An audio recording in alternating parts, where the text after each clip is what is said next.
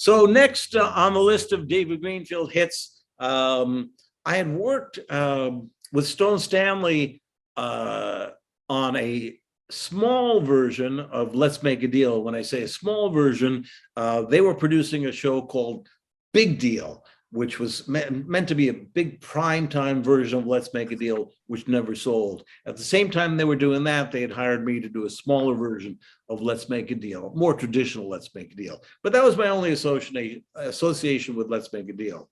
So I get a call that in Paris, they were planning to do a version of Let's Make a Deal.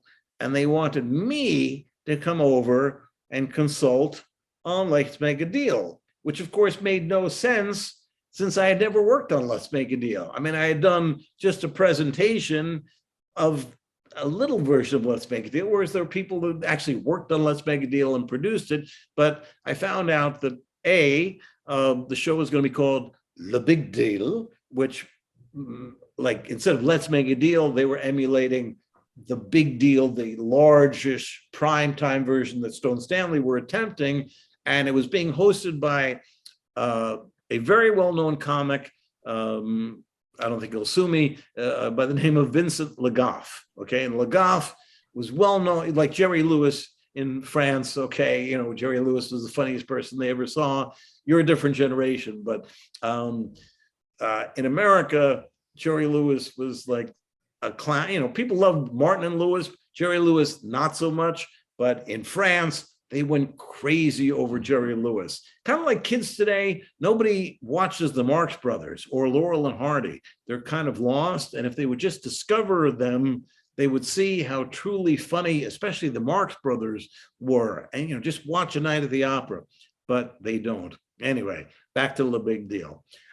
So Vincent Lagaffe, a comedian, was going to host it, not a Monty Hall, not an MC. And he wanted it set up underground, and I've been there before, but with an alien spaceship crashing through the studio.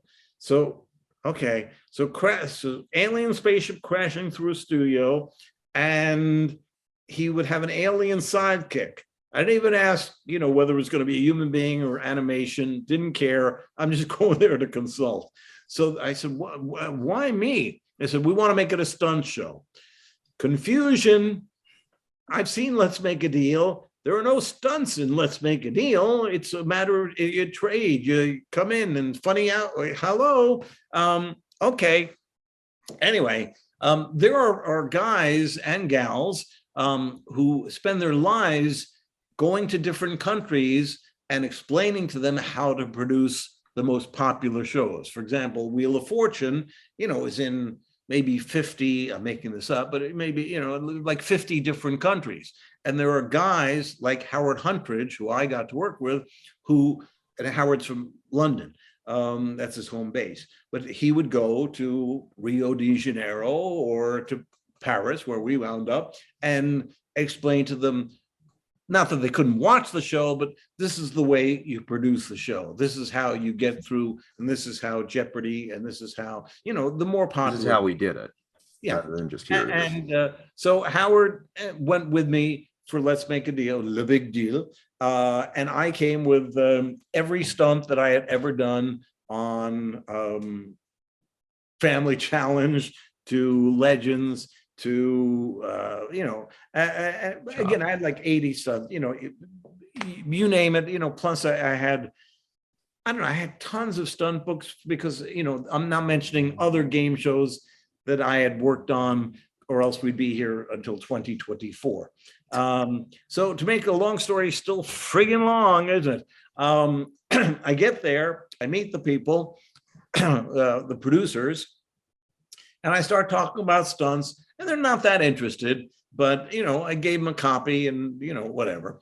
Excuse me. Then, and that took up the first day in their offices. Luckily, I speak a little French, much better when I go there. And, you know, Howard and I basically started laying out stunts. That took part of the day. Then we went over to meet the set designer.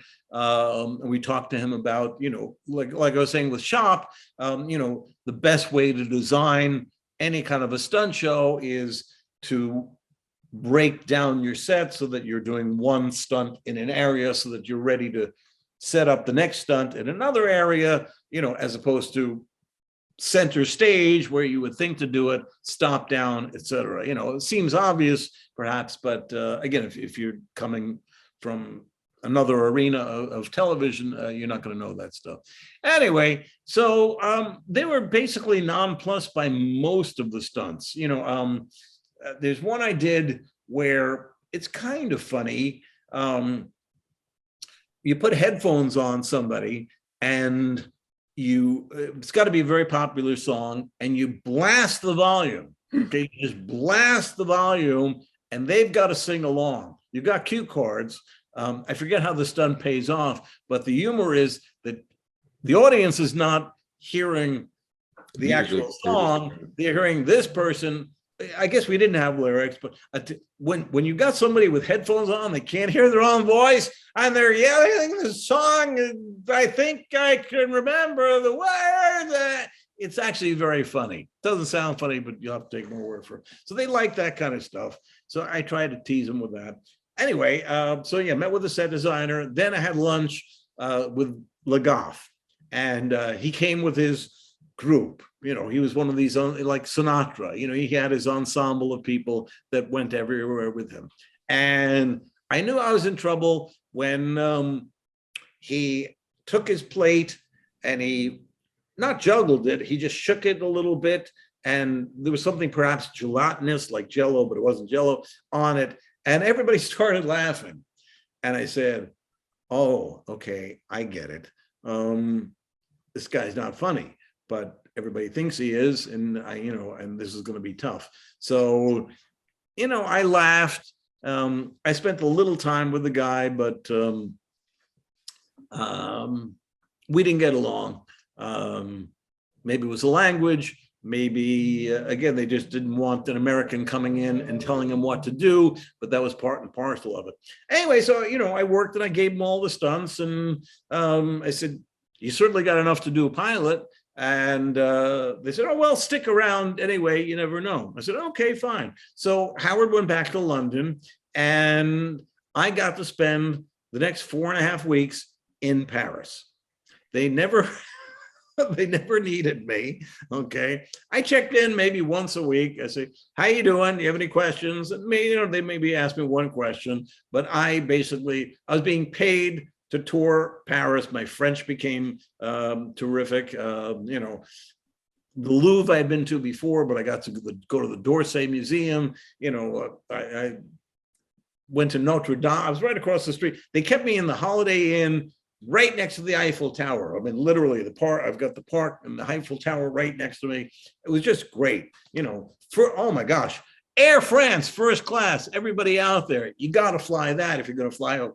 The seats are literally 180. Okay, you're laying in the bed, and they keep bringing you, whether you want to drink or not, they keep bringing wine and wine and wine. It was just an amazing trip, and I didn't spend a dime because I got per diems and an entire more than a month in Paris, working maybe 3 or 4 days. So that was way cool.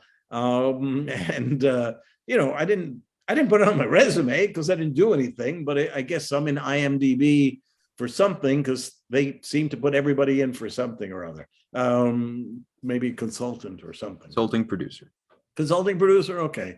But that's not really true because I didn't produce anything. I consulted, but okay, so IMDb, well, all right. They want to call me a producer. Well, I guess I was a producer and I was consulting, therefore I'm a consulting producer, just like I'm a consulting human being as opposed to a consulting chimpanzee.